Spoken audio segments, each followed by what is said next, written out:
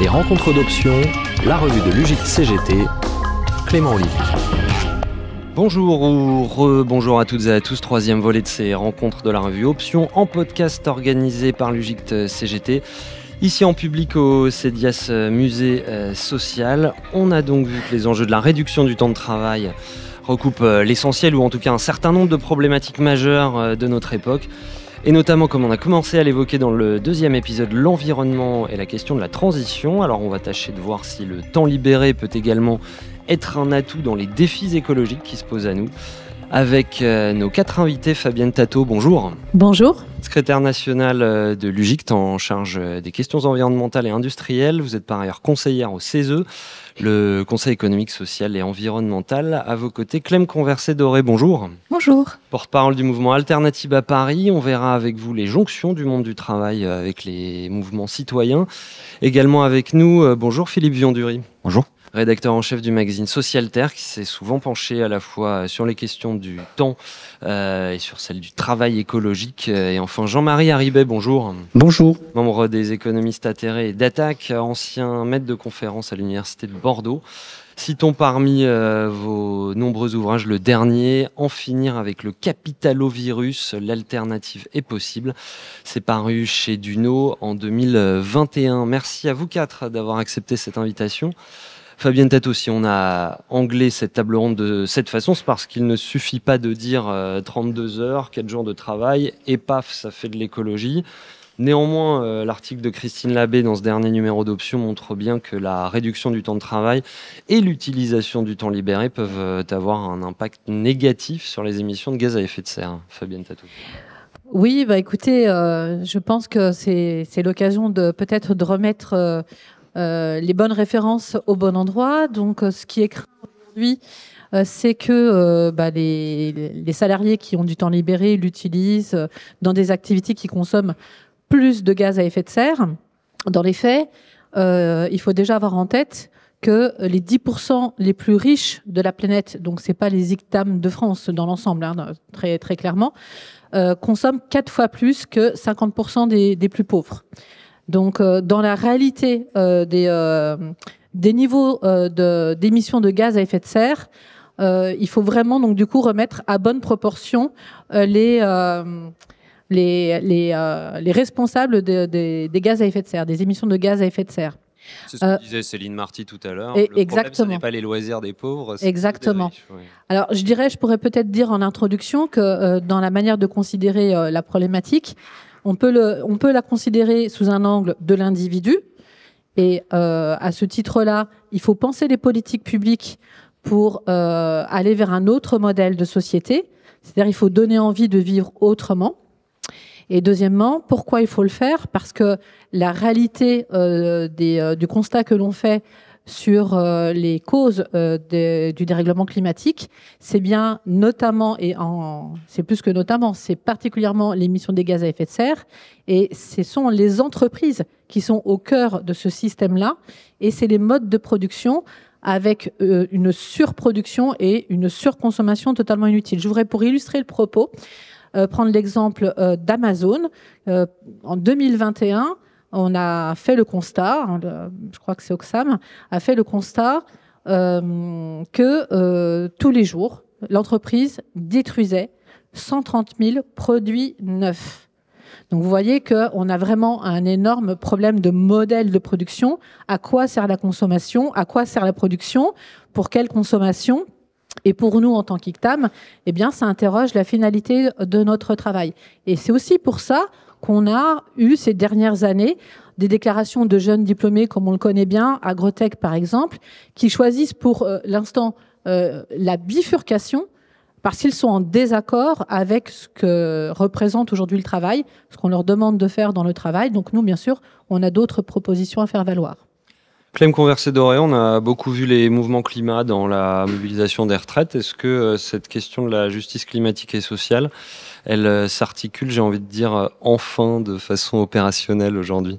Disons que nous, on a vraiment à cœur d'infuser un peu la question du climat dans les autres luttes sociales, et c'est pour ça que pendant la mobilisation des retraites, on a, de manière assez évidente, on a rejoint un peu les syndicats sur leurs revendications, et on y a ajouté des revendications climatiques, puisque finalement cette réforme des retraites, elle est aussi climaticide, notamment parce que travailler plus dans ce système productiviste, ça veut dire produire plus. Et donc voilà, ça nous semblait très important quand même, puisque l'urgence climatique se fait de plus en plus pressante, et les conséquences, on le voit déjà, on est au mois de juin, on commence déjà à avoir des canicules, les conséquences se font de plus en plus pressantes. Et du coup, nous, sur les sujets sociaux, on essaie d'infuser la question climatique pour faire en sorte que l'activisme climatique, la question écologique, entre guillemets, ne soit plus décorrélée des autres luttes, mais s'y intègre complètement. Alors, question de la justice sociale et puis question du monde du travail également. En fait, c'est tout un paradigme finalement qu'on porte, puisque aujourd'hui le travail c'est un peu le principal vecteur d'intégration sociale et de valorisation sociale. Et nous, en fait, on essaie en fait de promouvoir un peu des imaginaires positifs de manière à un peu agir pour le monde durable, pour le futur durable, le futur un peu plus juste qu'on voudrait voir advenir. Et c'est pour ça qu'on met pas mal en avant en fait la question de repenser le travail, de repolitiser la question du travail, de se la réapproprier, notamment évidemment autour de la question du temps de travail, mais le sens même du travail. Parce que travailler aujourd'hui pour des grandes entreprises polluantes, être dépossédé un peu de la valeur de son travail, c'est quelque chose c'est pour ça qu'il y a de plus en plus de personnes qui font des burn-out, qu'il y a de plus en plus de personnes qui perdent un peu de vue pourquoi ils travaillent. Et c'est pour ça que les questions déjà se départir un peu de la valeur travail, de l'idée que c'est le travail qui fait le travail, c'est vraiment le pilier de la vie. Il faut penser d'autres modèles de société où les gens pourront avoir d'autres choses à côté du travail, c'est-à-dire du bénévolat, du travail de care ou juste du repos. Et on essaie d'inciter un peu à la réflexion sur qu'est-ce que pourrait être une société où le travail n'aurait pas ce rôle en fait de marqueur de valeur des individus. Et voilà. Est-ce que, comme certaines, vous craignez néanmoins que d'éventuelles réductions du temps de travail donnent des externalités négatives, ce dont on parlait, c'est-à-dire que les gens utilisent leur temps libéré pour faire des choses polluantes? Alors ça, évidemment, j'imagine il faudra penser à ces externalités, mais je pense que ne serait-ce que pendant les confinements où les personnes ne se rendaient plus au travail tous les jours, les réductions des émissions de gaz à effet de serre ont été assez considérables. Donc si déjà les gens travaillent moins, ça veut dire qu'ils se déplacent moins pour aller au travail, c'est-à-dire que, ça veut aussi dire que les entreprises tournent potentiellement un jour de moins. Donc je pense qu'il faut évidemment faire des calculs, et ça c'est pas forcément notre domaine de prédilection. Mais je pense que les externalités positives seront supérieures aux négatives, surtout si on réarticule la question. Parce que la question de repenser le travail, elle est évidemment importante, mais il y a aussi toute la question du transport, toute la question du temps en fait à prendre en compte. Est-ce que, la question des transports en commun et du coup, si on réussit un peu à articuler tout ça, à faire en sorte que les mobilités douces se développent et que, couplé à une réduction du temps de travail, on peut, je pense, espérer que au niveau des émissions, ça a des effets positifs. Fabienne Tato, une réponse avant de passer la parole à nos autres invités. Déjà, il y a plutôt des études qui montrent que l'abaissement du temps de travail est favorable à une baisse des gaz à effet de serre. Ce que je peux dire, moi, peut-être en la matière, c'est qu'on a besoin de la recherche pour approfondir le sujet, parce qu'aujourd'hui, on a des données assez disparates qu'on ne peut pas comparer les unes aux autres, et donc il faut bien se garder de se référer à une affirmation que la baisse du temps de travail aurait pour incidence des conséquences néfastes sur le réchauffement climatique. Donc au contraire, je pense qu'il faut investir dans la recherche et aller dans ce sens-là pour développer notre connaissance du sujet, et puis il faut faire des expérimentations tout simplement. En tout cas, je pense aussi que sur ce sujet-là, on n'a pas suffisamment pris en considération qu'on est dans un changement de culture qui est quand même à l'œuvre aussi. Il y a une véritable aspiration à remettre le travail, je dirais, à sa juste place, à faire en sorte que le travail soit émancipateur, que sa finalité ait du sens qu'il soit contributif. Donc, on est vraiment en plein dans les attentes des ingénieurs cadres et techniciens. Donc voilà, moi en tout cas, on a vraiment des études qui peuvent être contradictoires, donc attention à l'instrumentalisation qu'on peut faire des données. Et ce qu'il faut garder en mémoire, c'est que la réduction du temps de travail reste un progrès social qui répond aux attentes des salariés. Et ça permet aussi de tirer le fil de beaucoup d'autres revendications. Je reviens juste un instant sur la question des retraites. Mais par exemple, pourquoi on a bataillé et on a fait une initiative commune avec Alternatiba? Pourquoi? Parce que aujourd'hui, ce que l'on constate, c'est que la réforme du système de retraite va ouvrir le champ de la capitalisation, notamment aux catégories qui auront le plus les moyens de cotiser. Et donc ça va aller alimenter les fonds de pension. Sur laquelle on n'a pas de prise. Et ces fonds de pension font des choix d'investissement qui ne sont pas du tout ceux de la recherche, mais qui rémunèrent des patrons qui n'ont aucun objectif environnemental. Et ces fonds de pension font des choix d'investissement qui sont sur des industries polluantes. Donc, il faut vraiment reconsidérer que la bataille du temps de travail, qu'on joue à la fois dans la bataille contre la réforme des retraites, mais aussi sous forme de réduction par exemple, sous la forme d'une semaine de 4 jours, c'est un progrès social pour les salariés, mais c'est aussi un progrès pour la société. Philippe Viandury, temps libéré, travail écologique, on a volontairement anglais avec deux sujets en un. Est-ce qu'il ne s'agit pas néanmoins de les distinguer, ces deux sujets ? Oui, c'est deux choses assez différentes, je pense. Et je vais commencer par dire que je suis complètement pour la réduction du temps de travail et c'est pas en question. Néanmoins, vu ce qui va suivre, je préfère le préciser. Je suis assez. Quand on est formé à l'écologie, notamment par André Gorz, forcément, la question de bâtir une société du temps libéré, c'est une évidence. C'est-à-dire produire le maximum de richesses avec le minimum de ressources, dans une perspective de partage du travail pour que chacun puisse travailler et vivre de son travail. Ça, c'est une évidence. Maintenant. Moi, si on doit réinscrire la question de la réduction de temps de travail dans une perspective écologique, je vois pas en fait en quoi idéologiquement, sur un terrain idéologique, pas des données scientifiques, etc., en quoi ce serait une mesure écologique. C'est-à-dire produire moins, mais produire quoi? Ça n'y répond absolument pas. Avoir plus de loisirs, de temps libéré, mais pour faire quoi? Pour consommer ou pour se livrer à des activités politiques dans son quartier, etc. Ça ne dit absolument rien. Donc, quand on la réinscrit, cette question-là, d'une perspective écologique, ça devient intéressant, certes, mais en soi, il me semble que ce n'est pas une mesure écologique. Après, peut-être qu'elle a des effets qui peuvent l'être. Il y a aussi des effets rebonds, parce qu'après, je trouve une certaine naïveté, une certaine hypocrisie aussi là-dedans. C'est-à-dire, naïveté, ce serait de croire que parce qu'on libère du temps, les gens ont une sorte d'épiphanie et se disent, en fait, je vais consacrer mon temps à faire de la politique ou des choses dans mon quartier ou des activités de non-consommation. L'hypocrisie, c'est qu'en fait, les gens qui produisent ce discours et ces espoirs-là, c'est des gens, en fait, des cadres de gauche qui voient midi à leur porte, enfin midi à 14h. C'est-à-dire que, bien sûr, que les gens comme nous, probablement, on pense ça. Si on avait un jour de plus, on ferait ça. Mais il y a plein de gens qui ne pensent pas comme ça. Et voilà, la traduction d'une...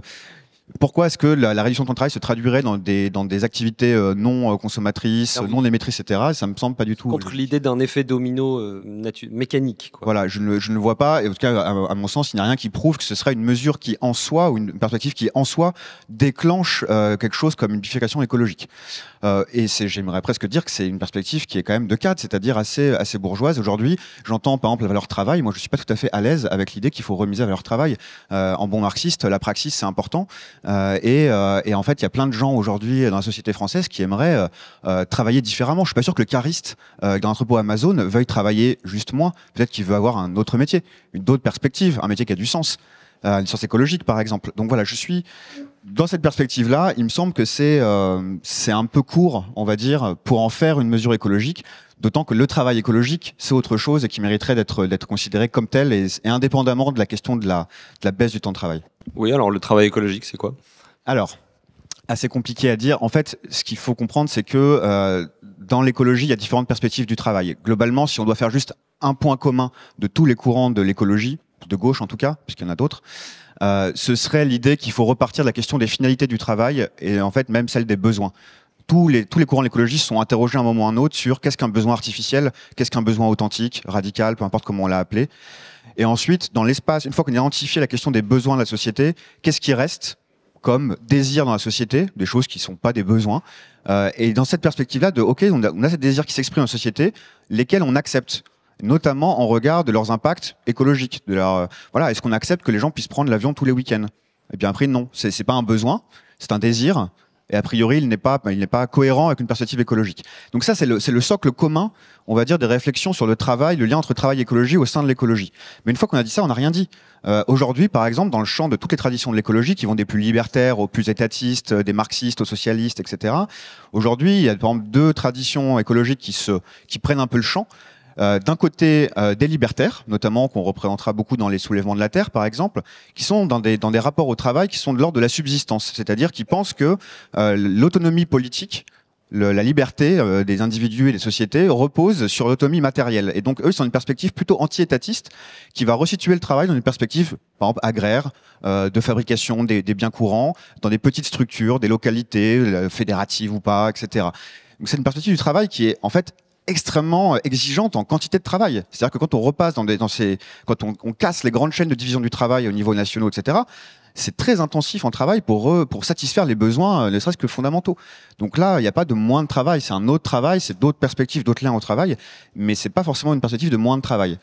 Et en face, et j'en finirai peut-être là juste pour cette radiographie un peu, mais en face, on aura une fibre peut-être plutôt étatiste, socialiste, éco-socialiste, on va dire, qui sera peut-être plutôt incarnée par quelqu'un comme Ruffin aujourd'hui, et qui va en fait plutôt au contraire mobiliser les moyens nationaux, les moyens de l'État dans un discours de mobilisation nationale, de économie de guerre, écologie de guerre, etc., pour dire au contraire, il faut énormément de travail, en tout cas dans un premier temps, avant de construire la société du temps libéré, etc., pour arriver à bifurquer et à éviter l'iceberg. Et donc, il faut mobiliser les populations. Et là, le lien au travail, alors il est toujours situé dans des paramètres plutôt nationaux, de division du travail, etc. Mais c'est que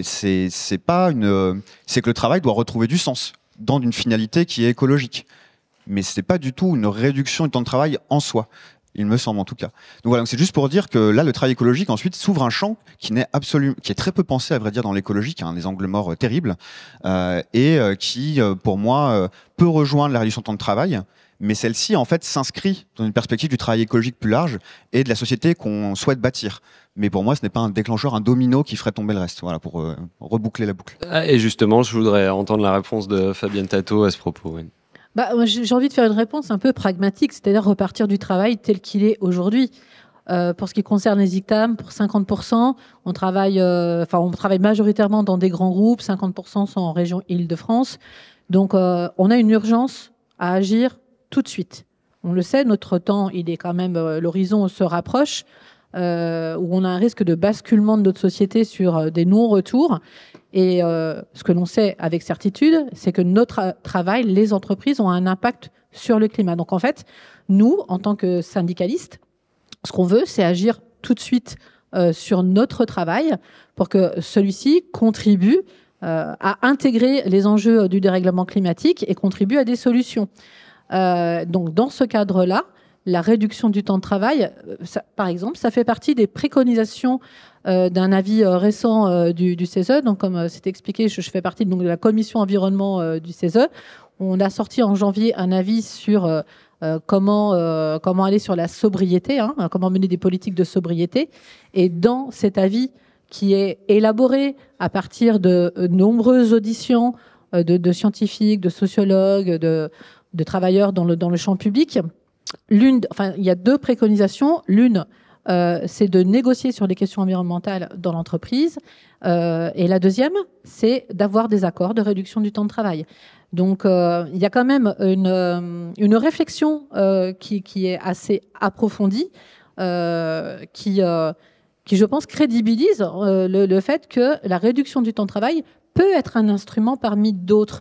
Et je crois qu'il ne faut pas avoir une vision qui oppose un certain nombre de solutions, mais au contraire, il faut qu'on fasse un peu système dans les solutions qu'on propose, de telle manière à faire en sorte qu'on ne continue pas sur la route sur laquelle on est, où on est sur une augmentation sans fin de la productivité et de la production.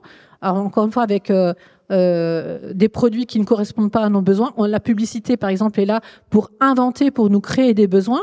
Il faut vraiment réfléchir à ça, vraiment construire un autre modèle de société. Donc les politiques, ils ont leur rôle à jouer. Mais nous, immédiatement, on a quand même des solutions à notre portée qu'il faut employer.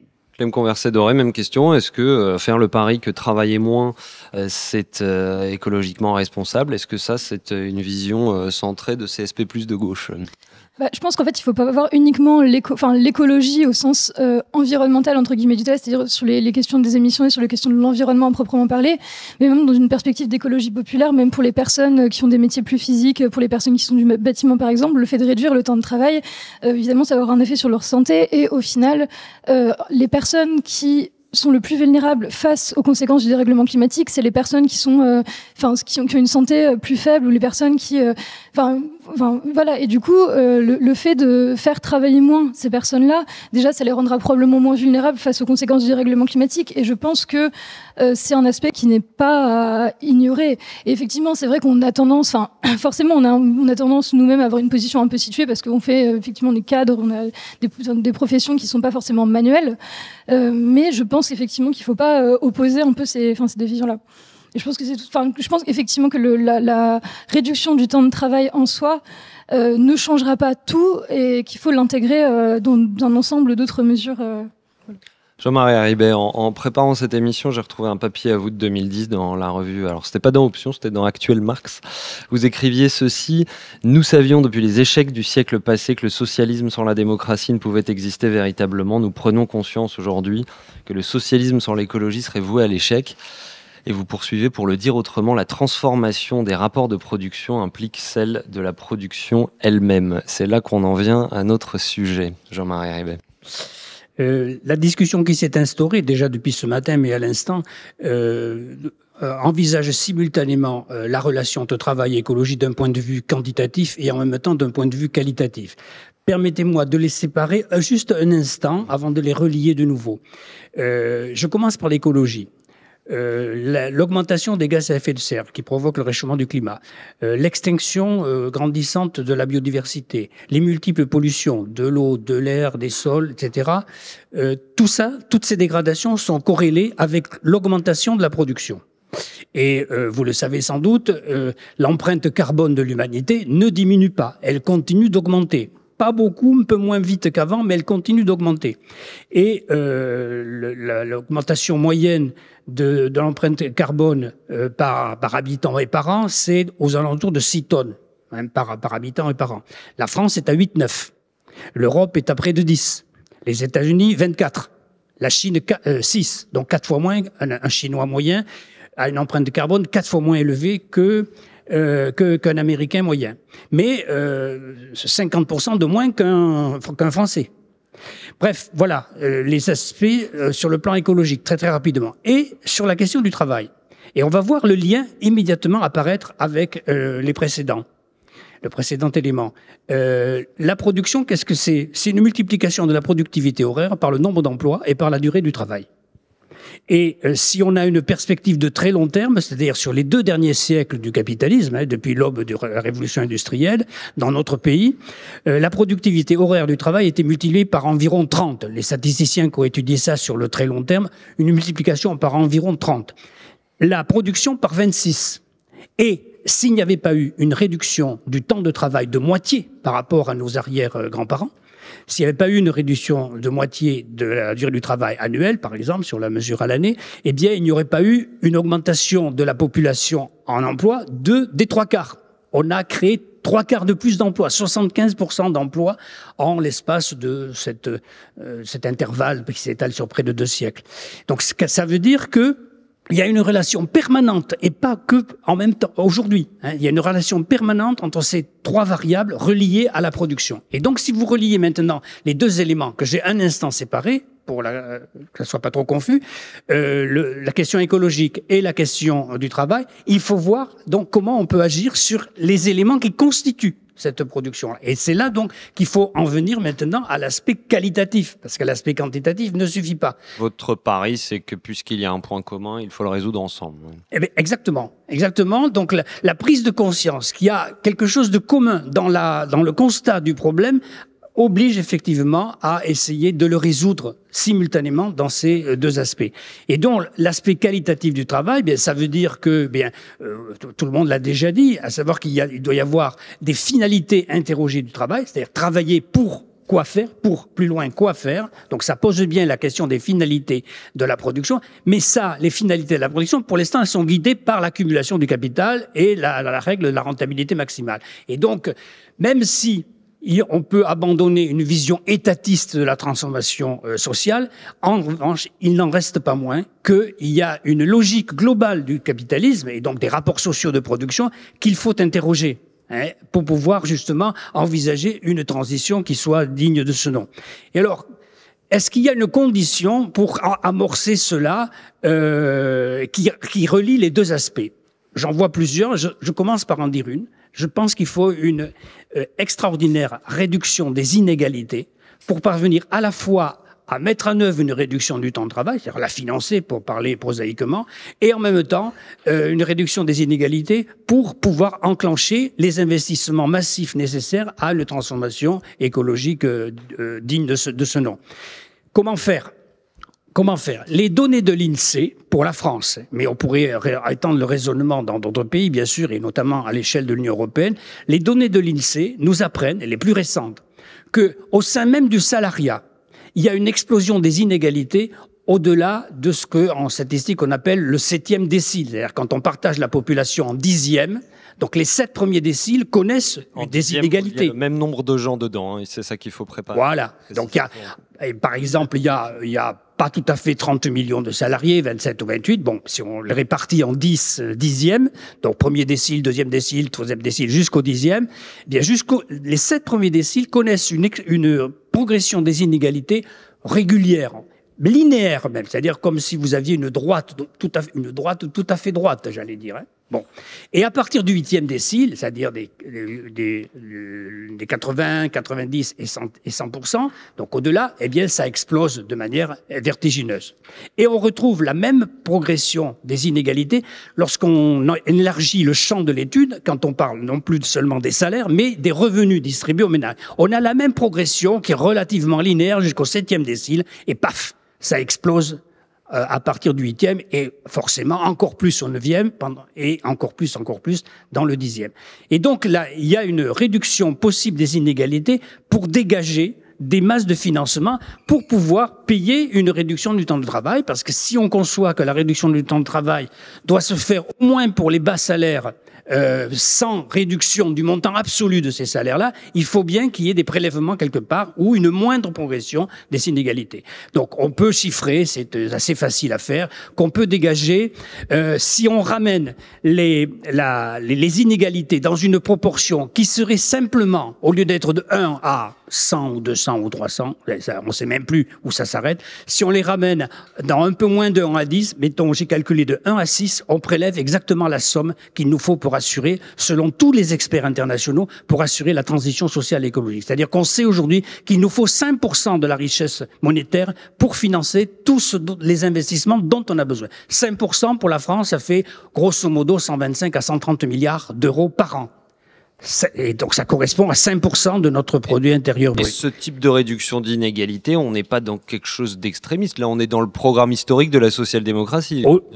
C'est juste qu'il y a d'autres enjeux. Les anciens sociodémocrates riraient de notre modestie. Vous avez tout à fait raison. Ils riraient de notre pusillanimité.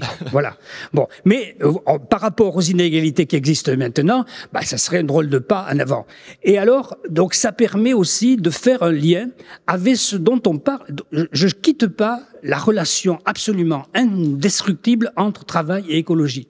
Vous savez qu'il y a eu le rapport Pisani-Ferry, il y a 15 jours, qui est censé proposer des modalités... nous rappeler ce que c'est que le rapport... Voilà, je vais dire. Donc, le gouvernement de Madame Borne avait demandé à 2 économistes ayant pignon sur rue, c'était pas n'importe lequel, Pisani-Ferry et Selma Mahfouz, de produire un rapport pour dire comment il fallait financer la transition pas simplement, pas écologique, la transition pour la lutte contre le réchauffement climatique, ce qui est une petite partie de l'ensemble de la transition écologique à opérer. Donc ils ont produit leur rapport, dans lequel ils commencent par dire 2 phrases assassines pour le discours néolibéral. Première phrase, c'est pas le marché qui nous fera la transition écologique, ce sont les politiques publiques. Donc première phrase assassine pour le raisonnement néolibéral. Deuxième phrase assassine, il ne faut pas espérer la croissance économique pour financer la transition écologique. On aura même pendant 30 ans, c'est eux qui disent 30 ans, c'est pas moi, hein, on aura pendant 30 ans un choc négatif de productivité et donc de croissance économique, puisque la productivité est toujours à l'origine de la croissance économique, productivité du travail, bien sûr.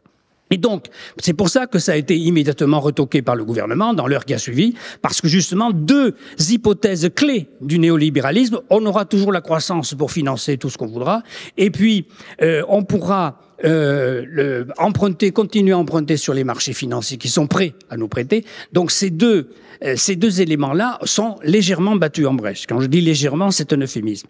Et donc on a à la fois pour envisager la transition sociale, dont la réduction du temps de travail serait un des piliers, pas le seul, mais un des piliers. Je suis absolument d'accord avec vous.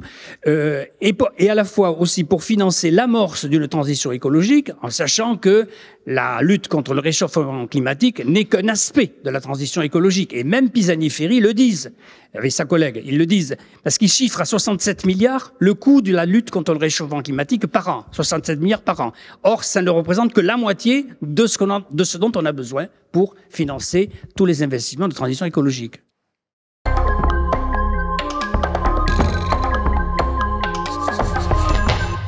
On y reviendra. Je voudrais entendre Philippe Viandury là-dessus.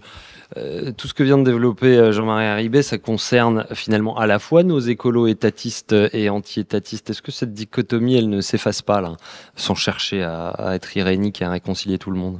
J'aimerais juste faire une incise avant de répondre à la question. Bon, je suis pas contre la réduction du temps de travail, vous l'avez compris, je l'ai déjà dit en incipit de la prise de parole. Mais j'ai quand même comme mission ici de pointer les limites d'une perspective écologique qui partirait de ça. Et je vais quand même soumettre un énorme trou noir du débat, encore une fois, à votre attention, qui est que toute cette productivité dont on parle, constante, qui permettrait de redistribuer l'argent, l'investissement, etc., cette productivité constante, elle a une raison, cette multiplication par 30, c'est les machines. Voilà, c'est 2 siècles de mécanisation. Et ces machines, elles ont un poids écologique. Là, la société industrielle a un poids écologique. Et donc, si on pense sérieusement cette question-là, y compris la réduction de temps de travail, il faut la réinscrire dans une perspective de décroissance de la productivité par la suppression des machines, d'une partie des machines. Parce qu'on ne peut pas soutenir cette société industrielle sur le long terme. Donc, d'un seul coup, la productivité baisse. Donc, la nécessité de la production, même si elle est pensée différemment dans ses finalités, etc., toute la donne change. Et ça, c'est quand même quelque chose qui n'est jamais pensé. Et voilà, j'aimerais qu'on au moins le signaler. Ensuite, j'entends des rumeurs de... Première chose. Ensuite, la question... C'est pour ça qu'on vous a invité. La question portait sur l'opposition. Oui, moi aussi, je suis pragmatiste, puisque c'était pris là-dessus dans la première intervention. Très pragmatiste, et effectivement. Moi, je pense qu'il y a des alliances tout à fait trouvables entre les fibres libertaires de l'écologie, aujourd'hui représentées dans les soulèvements et autres, ou les ZAD, et les perspectives plus étatistes, comme celles de Ruffin et d'autres. Moi, ce que je pense, c'est qu'il faut produire, créer dans la société du travail écologique. Or, déjà, une première chose, aujourd'hui, les cadres ne sont pas les travailleurs écologiques de la société. Les cadres sont les travailleurs les moins écologiques de la société. Il faut quand même en avoir conscience. Aujourd'hui, le travail écologique, il est dans les territoires populaires, dans les territoires ruraux. Ce sont tous les gens qui maintiennent nos infrastructures en marche, qui sont les invisibles le matin, qui se lèvent à 5 heures et qui réparent les signalisations, etc., et qui font que ça tient. Ce sont les gens qui permettent la production alimentaire, enfin bon, après on prépare les exploitants, mais en tout cas les petits paysans, territoires ruraux encore, les ouvriers qui ont des savoir-faire qui permettent de construire les pales d'éoliennes demain peut-être, et aujourd'hui les ailes d'avion, etc. Tous ces techniciens supérieurs, ce sont eux qui ont les compétences écologiques dans la société, ce ne sont pas les cadres aujourd'hui. Les cadres ont d'autres savoir-faire, là je suis un peu caricatural, vous vous doutez bien, mais c'est quand même faut prendre conscience de ça. Pour moi, ce travail écologique, il existe déjà, en tout cas ces compétences, elles existent déjà, sauf que les écolos, et là je me mets dans le lot, on n'en parle jamais. On ne parle pas à ces populations-là, on ne parle pas aux ouvriers, alors qu'il y en a qui sont écolos. Moi, je pense à la RAF de Grandpuits, la raffinerie de Grandpuits, avec Adrien Cornet, des gens qui pensaient des plans de reconversion écologique de leur appareil industriel et qui ont été déboutés par Total, etc. Les compétences de réparation, de débrouille, etc., elles sont dans les quartiers populaires, dans les banlieues, etc. Enfin, ces métiers, ils existent, et c'est précisément, et les paysans qui ont tous les savoir-faire de culture, etc., enfin, les peu de maraîchers, polyculture qui restent encore, etc., ces gens-là, ils les ont, ces compétences, et c'est à ces gens-là qu'on ne parle justement pas du tout. Donc pour moi, le travail écologique de demain, c'est d'aller déjà rechercher ces compétences, de les promouvoir et surtout de proposer en fait des reconversions massives de l'appareil de production. Enfin, il n'y a pas de 36 solutions et ça c'est très pragmatique. Hein. Et c'est de la politique publique et c'est de l'investissement et voilà. Avant d'avoir la réponse de Fabienne Tato sur les cadres, peut-être la réponse de Jean-Marie Rébé sur les machines.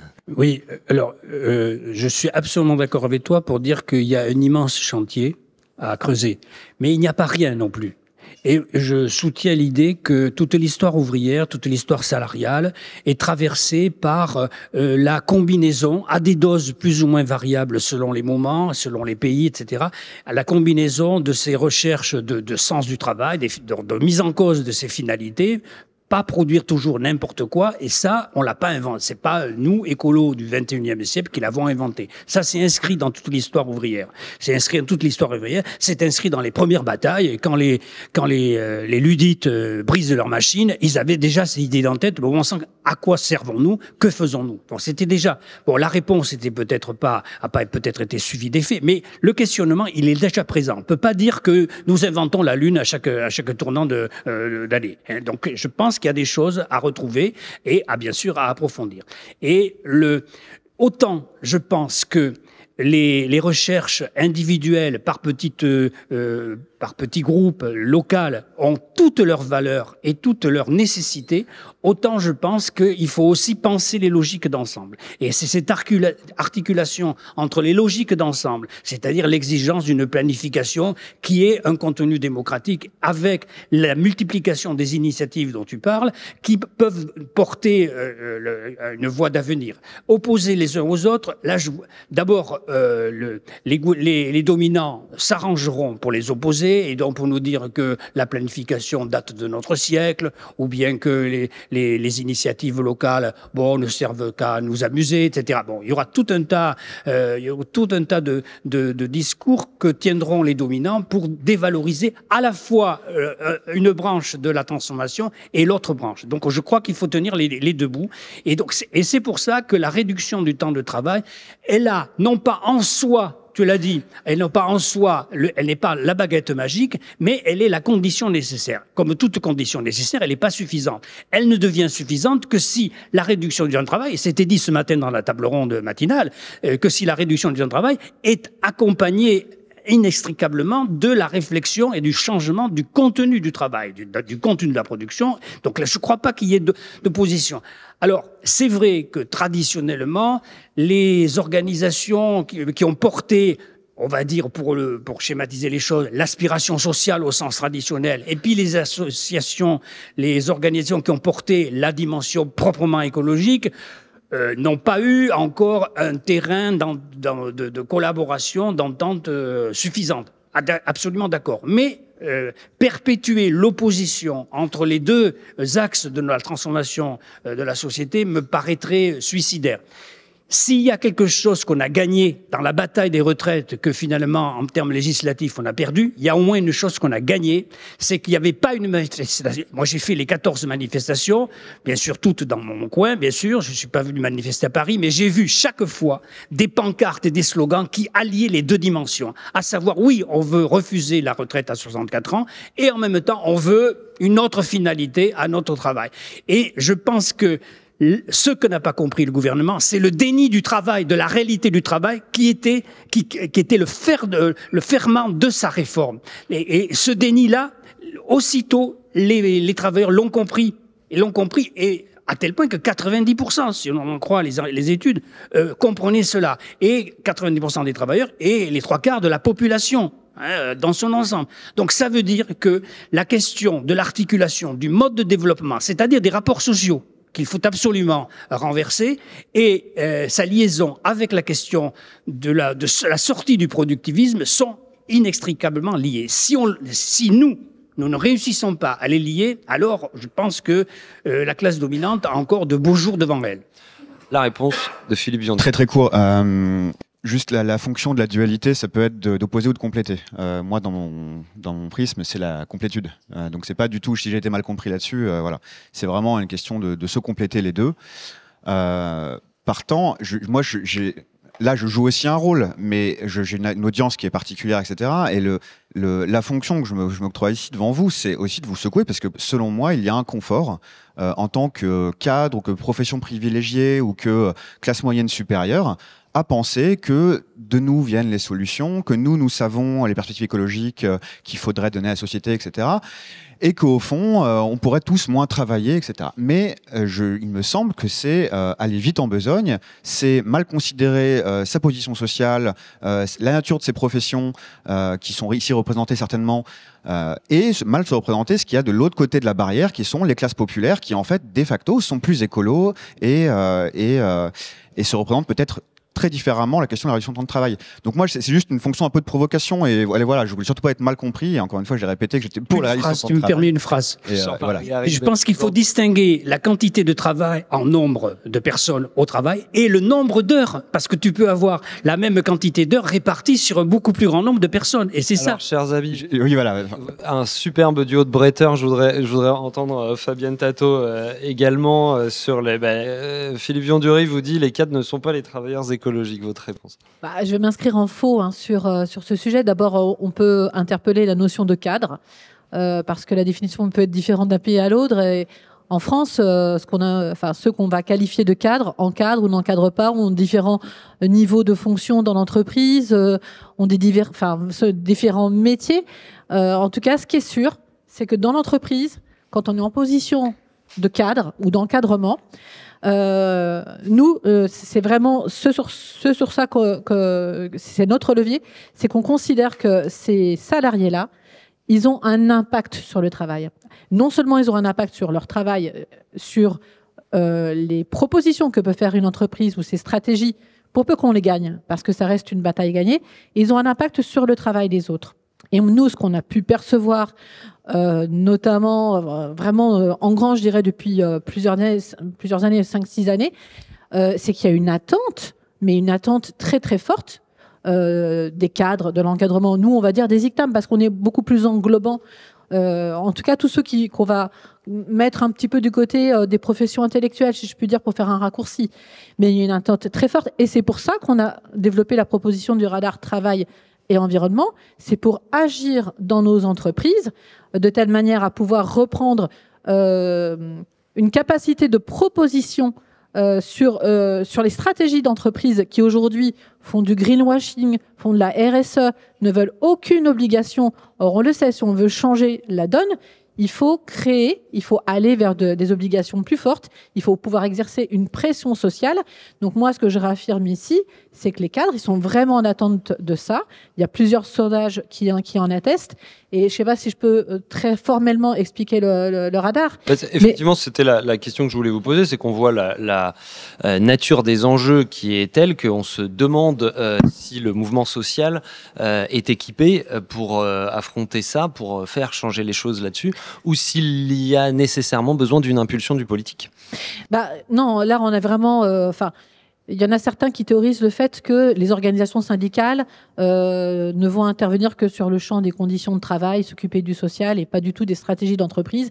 Moi, je pense que la réalité démontre plutôt le contraire.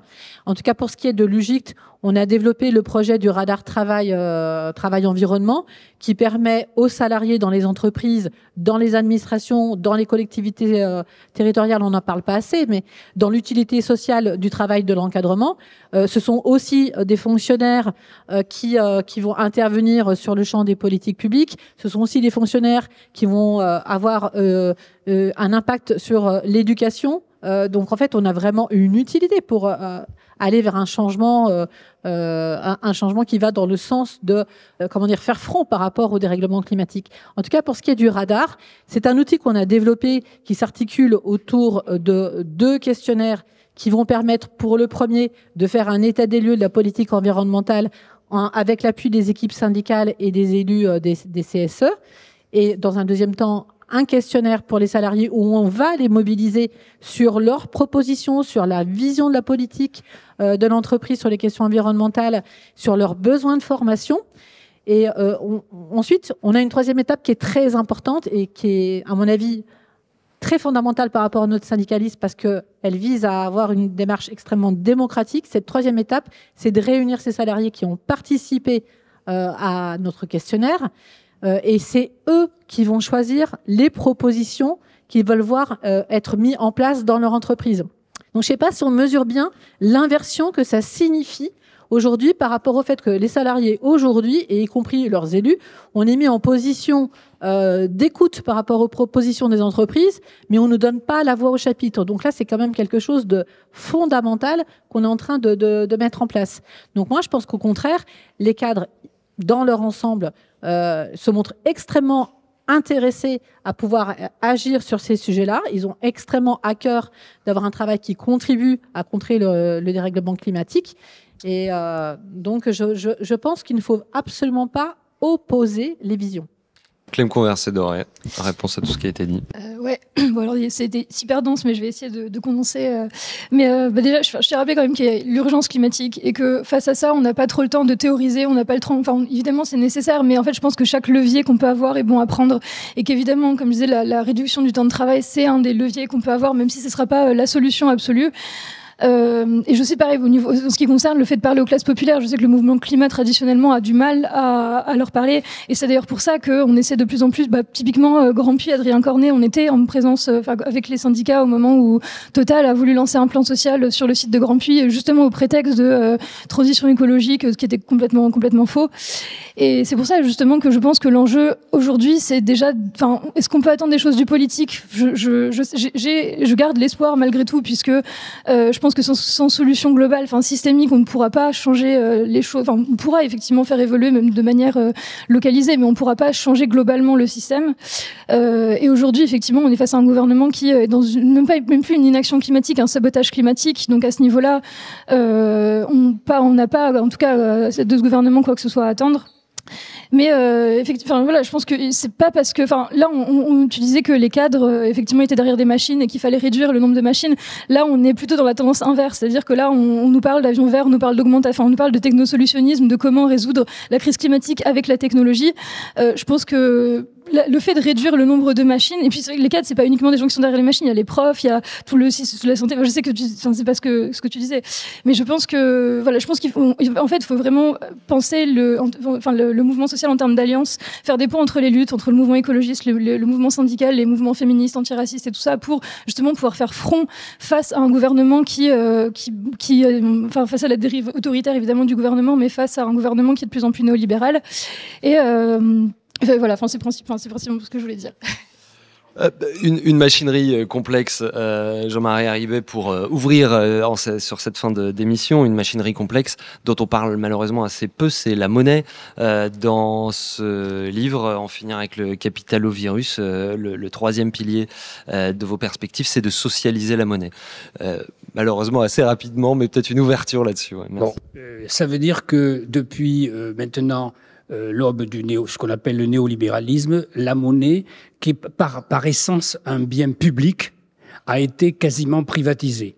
Privatisée dans le sens où ce qu'on appelle la création de monnaie, c'est-à-dire l'émission de nouvelles monnaies injectées dans les circuits économiques, est allée essentiellement pour des objectifs aux antipodes de la satisfaction des besoins sociaux. Bon, je le dis très vite. Et donc, alimenter la spéculation sur la sphère financière, beaucoup plus que pour développer l'investissement permettant de répondre aux besoins et l'emploi. Bon.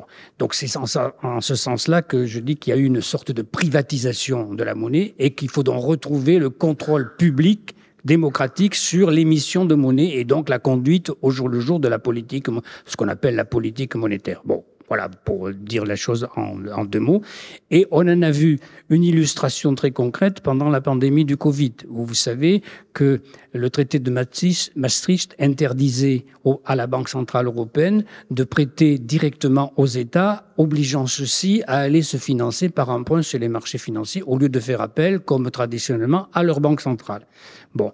Et puis, paf! La pandémie surgit, des besoins d'argent absolument gigantesques nouveaux, et hop, on met un trait de plume temporaire sur le traité de Maastricht et on autorise la Banque centrale européenne à abonder l'économie en crédits, en créances nouvelles qui permettent de financer le fameux quoi qu'il en coûte. Bon, et donc ce qui était possible pendant ce temps ce temps très bref, qui a duré à peine 2 ans, ce qui était possible montre bien le fait que les dogmes qui étaient imposés depuis l'adoption du traité de Maastricht et plus antérieurement depuis l'avènement du néolibéralisme, ces dogmes n'étaient pas loi naturelle. C'est pas comme la loi de la gravitation universelle qui s'impose à nous. Si je lâche ce micro, il va tomber.